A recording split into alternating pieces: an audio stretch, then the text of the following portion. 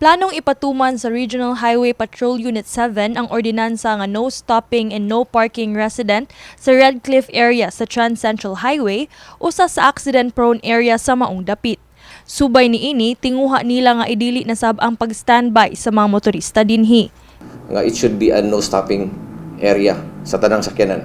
And aside from that, wala na itugot nga mga sakyanan nga magparking dinha sa space nga nasa to nga.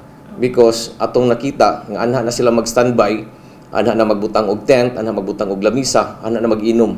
So we propose ta if it is possible, no, kung dili ba violation sa safety sa highway sa DPWH, kung butangan ni siya og rumble strip, usa sa immediate action nga atong mabuhat nga while waiting for the ordinance.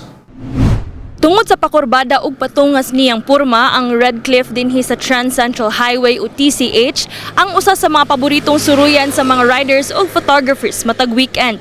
Apan dinhi sa maong lugar sab, mahitabo ang nagkadaghang mga vehicular accidents nga hinungdan sa pagtaliwan sa pipila ka mga motorista.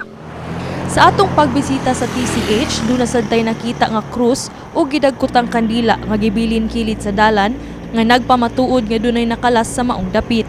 Gani sa niaging semana lang, doon na napuy laing motorcycle rider ang nakabsan og kinabuhi, human nga napasok ilawom sa usa ka SUV tungod sa kakusog sa impact silang pagbangga. Magara-gara man. Tungod kay daghag mo cheer. Nya kay disgrasya kay musikat sa Facebook. Depende siguro sa tao kay ug ako og nay mo pitik mo pahinay manggo kay magsign-sign ug kamot na ana. Ang uban kay amot lang. Murag feel na ko gara na nasladaan nya.